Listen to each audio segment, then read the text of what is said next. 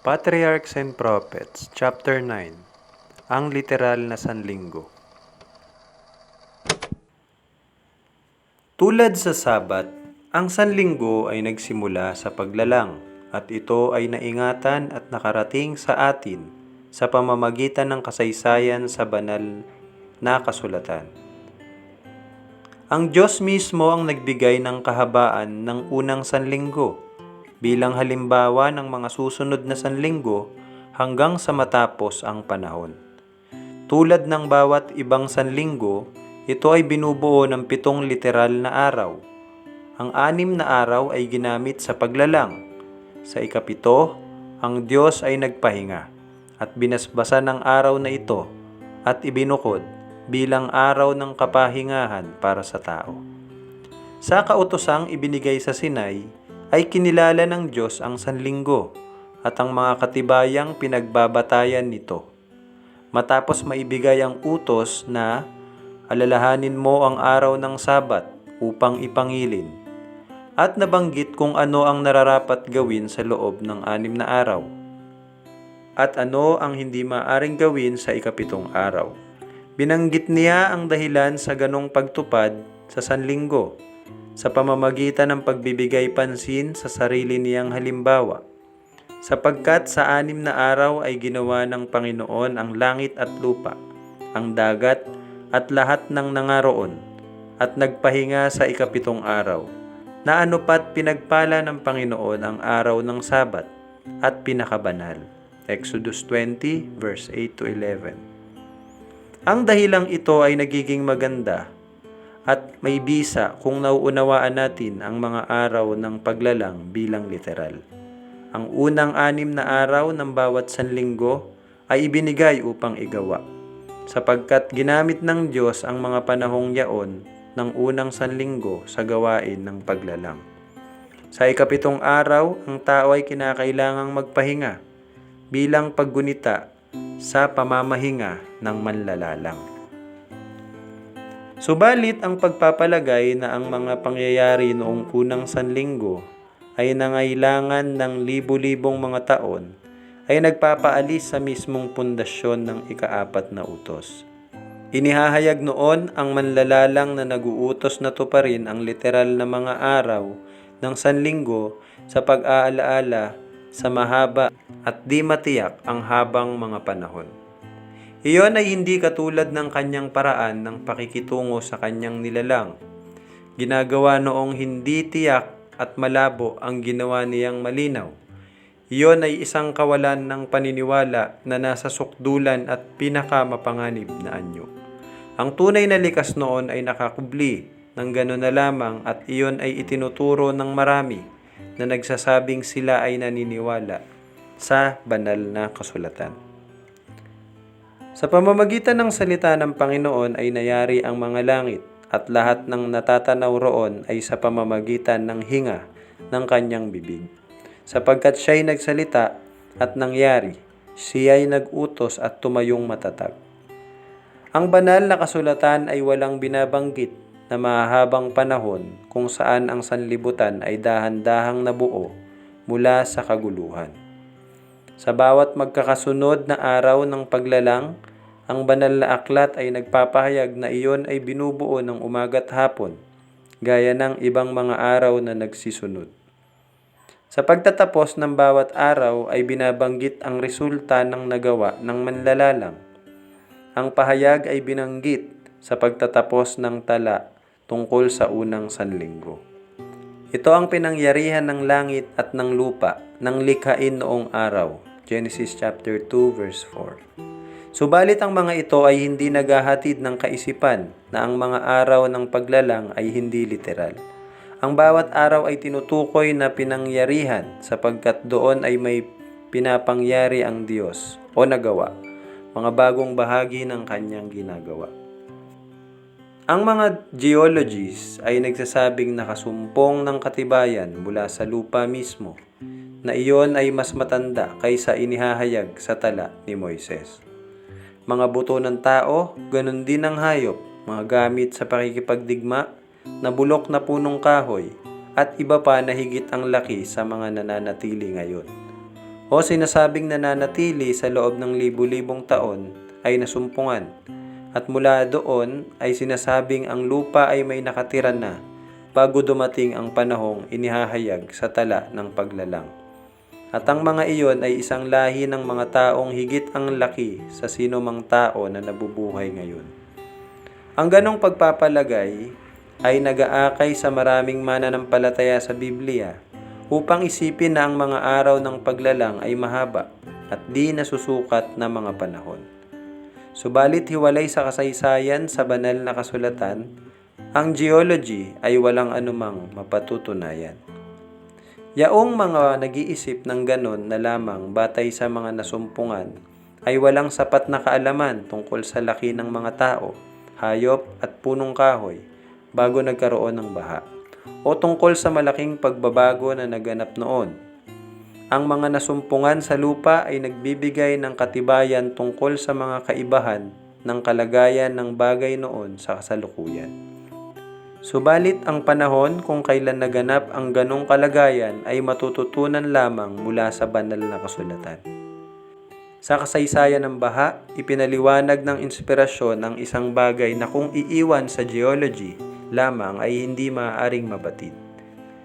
Noong kapanahunan ni Noah, ang mga tao, hayop at puno na higit na malalaki sa mga nananatili ngayon ay nangatabunan. At sa ganon ay naingatan upang maging katibayan sa mga huling lahi na ang mga tao noon ay nagunaw sa pamamagitan ng isang baha. Isinaayos ng Diyos upang ang pagkakatuklas sa mga bagay na ito ay makapagpatibay ng pananampalataya sa kasaysayang kinasihan. Subalit ang mga taong may maling kaisipan ay nahuhulog sa ganon ding pagkakamali na kinahulugan ng mga tao bago ang baha. Ang mga bagay na ibinigay ng Diyos upang mapakinabangan nila ay ginagawa nilang isang sumpa sa pamamagitan ng maling paggamit sa mga iyon. Isa sa mga pakana ni Satanas ang akayin ng mga tao upang tanggapin ang mga kabulaanan ng mga di sumasampalataya, sapagkat sa pamamagitan noon ay maaari niyang mapalabo ang kautusan ng Diyos, na malinaw naman at mapalakas ang loob ng tao sa paghimagsik laban sa banal na kapamahalaan. Ang kanyang pagsisikap ay bukod tanging nakaukol laban sa ika-4 na utos, sapagkat iyon ay malinaw na nagbibigay pansin sa buhay na Diyos, ang may gawa ng mga langit at ng lupa. Mayroong nagpapatuloy na pagsisikap upang ipahayag ang paglalang bilang bunga ng mga natural na sanhi. At ang kaisipang ito ng tao ay tinatanggap maging ng mga Kristiyano, labag sa malinaw na katibayan sa banal na kasulatan. Marami ang tumututol sa pagsasaliksik ng mga hula, lalong-lalo na noong kay Daniel at ng Apokalipsis, na sinasabing ang mga iyon ay mahirap unawain. Subalit ang mga tao ding iyon ang mabilis na tumatanggap sa mga haka ng mga geologists kontra sa itinala ni Moises. Subalit kung ang inihayag ng Diyos ay gano'n na lamang kahirap unawain, lubang hindi makatuwiran ang tanggapin ang pawang mga haka tungkol sa mga bagay na hindi niya inihayag. Ang mga bagay na lihim ay nauukol sa Panginoon nating Diyos, ngunit ang mga bagay na hayag ay nauukol sa atin at sa ating mga anak magpakailanman. Deuteronomy 29 verse 29. Kung paano ng Diyos isinakatuparan ang paglalang ay hindi inihayag kailanman sa tao. Hindi mauungkat sa pamamagitan ng agham ang mga lihim ng kataas-taasan. Ang kanyang kapangyarihan sa paglalang ay di kayang unawain tulad ng kanyang pananatili. Pinahintulutan ng Diyos na magkaroon ng pagbubuhos ng liwanag sa agham at sining. Subalit, kung ang mga nagpapanggap na siyentipiko ay mga hawak sa mga paksang ito mula lamang sa pawang pananaw ng tao, sila ay tiyak na hahantong sa mga maling pahayag. Maaring walang masama sa pagpapalagay ng higit sa ipinapahayag ng salita ng Diyos, kung ang ating mga palagay ay hindi sumasalungat sa mga katotohanang masusumpungan sa banal na kasulatan. Subalit, yaong mga tumatalikod sa salita ng Diyos at nagsisikap ipaliwanag ang kanyang paglalang batay lamang sa mga tuntunin ng agham, ay napapalaot na walang kumpas sa isang di nalalamang karagatan. Ang pinakadakilang mga isip, kung di napapatnubayan ng salita ng Diyos sa kanilang pagsasaliksik, ay naguguluhan sa kanilang pagsisikap na maunawaan ang ugnayan ng agham at ng kapahayagan. Sapagkat ang manlalalang at ang kanyang mga gawa ay ganon na lamang ang layo sa kanilang pangunawa na hindi nila maipaliwanag ang mga iyon sa pamamagitan ng mga batas ng kalikasan. Ay itinuturing nilang hindi mapagkakatiwalaan ang kasaysayan sa banal na kasulatan. Yaong mga nag-aalinlangan sa kaganapan ng mga tala sa luma at bagong tipan ay maakay upang humakbang pa ng papalayo at mag-alinlangan sa pagkakaroon ng Diyos. At sa pagkawala ng kanilang angkla, sila'y naiiwan upang mapahampas sa mga bato ng kawalan ng pananampalataya. Ang mga taong ito ay naiwala ang kapayakan ng pananampalataya. Kinakailangan ang isang matibay na pananalig sa makalangit na kapangyarihan ng banal na salita ng Diyos. Ang Biblia ay hindi kinakailangang suriin sa pamamagitan ng mga kaisipan ng tao tungkol sa agham. Ang kaalaman ng tao ay isang gabay na hindi mapagkakatiwalaan. Yaong mga hindi naniniwala sa Diyos na nagbabasa ng Biblia upang makapamuna ay maaaring sa pamamagitan ng hindi ganap na pag-unawa, maging ang agham o ng kapahayagan, ay magsabing nakasumpong ng pangsalungat sa pagitan ng dalawa. Subalit kung lubos na uunawain, ang mga iyon ay ganap na magkatugma. Si Moises ay nagsulat sa ilalim ng pagpatnubay ng Espiritu ng Diyos.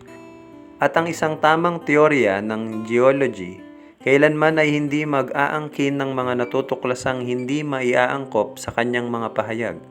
Ang lahat ng katotohanan, maging sa kalikasan man o sa kapahayagan, ay katugma ng kanyang sarili sa anumang pagpapahayag nito.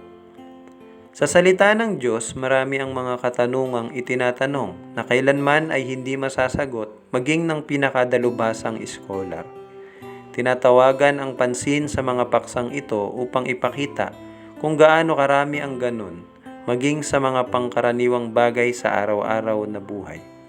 Na sa pamamagitan ng isip ng tao, magtaglay man iyon ng lahat na maipagmamalaking karunungan, ay hindi kailanman ganap na makauunawa. Ganun pa man, iniisip ng mga siyentipiko na maaari nilang maunawaan ang karunungan ng Diyos. Yaong nagawa niya o maaaring magawa. Ang kaisipang malimit na inihahayag ay yaong siya ay natatakdaan ng sarili niyang mga batas. Pawang itinatanggi o tinututulan ng tao ang kanyang pananatili. O iniisip na maipaliwanag ang lahat ng mga bagay, maging ang pagkilos ng kanyang espiritu sa puso ng tao. At hindi na nila iginagalang ang kanyang pangalan o kinatatakutan ang kanyang kapangyarihan. Sila ay hindi naniniwala sa kahima-himala, hindi nauunawaan ang mga batas ng Diyos o ang kanyang walang hanggang kapangyarihan upang gumawa sa pamamagitan ng mga iyon.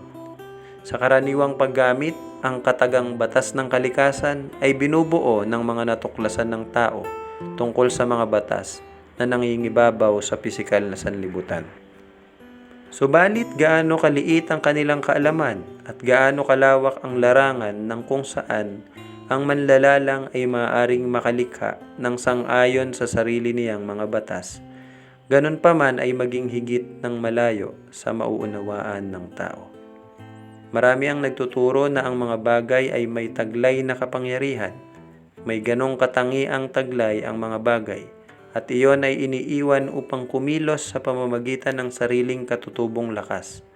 At ang pagkilos ng kalikasan ay dahil sa mga nakatalagang batas, na doon ang Diyos ay hindi makahahadlang. Iyon ay isang huwad na kaalaman, at iyon ay hindi sinasang-ayunan ng salita ng Diyos. Ang kalikasan ay lingkod ng manlalalang. Ang Diyos ay hindi gumagawa ng salungat sa kanila. Subalit patuloy niyang ginagamit ang mga iyon bilang kanyang kasangkapan. Ang kalikasan ay nagpapahayag ng kaalaman, pakikiharap, at aktibong enerhiya na gumagawa sa lahat sa pamamagitan ng kanyang mga batas. Mayroon sa kalikasang patuloy na paggawa ng Ama at ng Anak. Sabi ni Kristo, "Hanggang ngayoy gumagawa ang aking Ama at ako'y gumagawa." Juan 5 verse 17. Ang mga Levita sa kanilang himno na itinala ni Nehemias ay umaawit, "Ikaw ang Panginoon, ikaw lamang. Ikaw ang lumikha ng langit at mga langit, pati ng lahat na natatanaw roon, ng lupa at ng mga bagay na nangaroon, na iyong pinamalaging lahat." Nehemias chapter 9 verse 6. Tungkol sa sanlibutan ito, ang gawain ng Diyos sa paglalang ay natapos na, sapagkat ang mga gawa ay nangatapos mula nang itatag ang sanlibutan. Hebreo 4 verse 3. Subalit ang kanyang kapangyarihan na iginagamit pa rin sa pagpapanatili ng kanyang mga nilalang. Iyon ay hindi sapagkat ang mga bagay na minsan ay napakilos ay nagpapatuloy na sa pamamagitan ng sarili niyang kapangyarihan, kung kaya't ang pulso ay sinusundan ng pulso at ang hininga ay sinusundan ng hininga. Ang bawat pintig ng puso ay isang katibayan ng nagpapatuloy na pangangalaga niya, na sa pamamagitan niya tayo'y nangabubuhay at nagsisikilos at mayroon tayong pagkatao. Gawa 17 verse 28. Hindi sa pamamagitan ng sarili niyang kapangyarihan ang lupa taon-taon ay nagkakaroon ng mga bunga at nagpapatuloy sa kanyang pag-ikot sa palibot ng araw. Ang kamay ng Diyos ang gumagabay sa mga planeta at nag-iingat sa mga iyon sa kanilang mga lugar, sa maayos na pagmamartsa sa kalangitan. Kanyang tinutuos ang kanilang hukbo ayon sa bilang. Tinatawag niya sila ayon sa pangalan, sa pamamagitan ng kadakilaan ng kanyang kapangyarihan. At dahil sa siya'y malakas sa kapangyarihan ay walang nagkukulang. Isaiah 40 verse 26. Sa pamamagitan ng kanyang kapangyarihan, ang mga halaman ay lumalago, ang mga dahon ay nagsisilabas, at ang mga bulaklak ay nangamumukadkad. Siya ang nagpapatubo ng damo sa mga bundok, mga awit 147 verse 8. At sa pamamagitan niya, ang mga lambak ay nagiging mabunga. Lahat na hayop sa gubat, hinahanap sa Diyos ang kanilang pagkain. At ang bawat may buhay na nilikha mula sa pinakamaliit na kulisap hanggang sa tao ay araw-araw umaasa sa kanyang mapagkaloob na pangangalaga. Sa magandang pangungusap ng mga awit, lahat ng ito ay nangaghihintay sa iyo. Ang iyong ibinibigay sa kanila ay pinipisan nila. Iyong ibinubukas ang iyong kamay, sila'y nangabubusog ng kabutihan. Mga awit 104 verse 20 to 28. Ang kanyang salita ang namamahala sa mga elemento. Kanyang tinatakpan ng ulap ang mga langit at inihahanda ang ulan para sa lupa. Siya ay nagbibigay ng niebe na parang balahibo ng tupa. Siya ay nagkakalat ng eskartsa na parang abo. Pagka siya ay naguutos, may hugong ng tubig sa langit, at kanyang pinaiilan lang ang mga singaw mula sa mga dulo ng lupa. Siya ay nagpapakidlat para sa ulan at naglalabas ng hangin mula sa kinalalagyan. Ang Diyos ang saliga ng lahat ng mga bagay. Ang lahat ng totoong agham ay katugma ng kanyang mga gawa. Ang lahat ng totoong edukasyon ay humahantong sa pagsunod sa kanyang pamamahala. Ang agham ay nagbubukas ng mga bagong kahahangaan ng ating pananaw. Siya ay lumilipad ng mataas at sumisisid sa mga bagong kalaliman. Subalit wala siyang dinadala mula sa kanyang pagsasaliksik ng anumang hindi katugma ng banal na kahayagan. Ang di pagkaalam ay maaring humanap ng susog mula sa mga maling pananaw tungkol sa Diyos sa pamamagitan ng agham. Subalit ang aklat ng kalikasan at ang nakasulat na salita ay nagbibigay liwanag sa isa't isa. Sa ganong paraan, tayo ay naaakay upang sambahin ang manlalalang at magkaroon ng matalinong pagtitiwala sa kanyang salita. Walang makataong kaisipan ang ganap na makauunawa sa pananatili, kapangyarihan, karunungan o mga gawa ng isang walang hanggan. Ayon sa banal na manunulat, masusumpungan mo ba ang Diyos sa pagsasaliksik? Masusumpungan mo ba sa kasakdalan ang makapangyarihan sa lahat? Mataas na gaya ng langit, anong iyong magagawa? Malalim kaysa Sheol, anong iyong malalaman? Ang sukat niya ay mahaba kaysa lupa at maluwang kaysa dagat. Job chapter 11 verse 7 to 9. Ang pinakamalakas na kaisipan ng lupa ay hindi makauunawa sa Diyos. Ang tao ay maaaring patuloy na nagsasaliksik, patuloy na natututo, subalit mayroon pa ring walang hanggan sa ibayong dako. Ganun pa man, ang nilikha ng Diyos ay nagpapatotoo sa kapangyarihan at kadakilaan ng Diyos. Ang kalangitan ay nagpapahayag ng kaluwalhatian ng Diyos at ipinakikilala ng kalawakan ang gawa ng kanyang kamay. Mga Awit chapter 19 verse 1. Yaong mga nangahamak sa nasulat na salita bilang kanyang tagapayo ay makakasumpong sa agham ng pantulong upang maunawaan ang Diyos. Ang mga bagay niyang hindi nakikita buhat pa ng lalangin ang sanlibutan ay nakikitang maliwanag sa pagkatanto sa mga bagay na ginawa niya, maging ang walang hanggan niyang kapangyarihan at pagka-Diyos. Roma chapter 1 verse 20.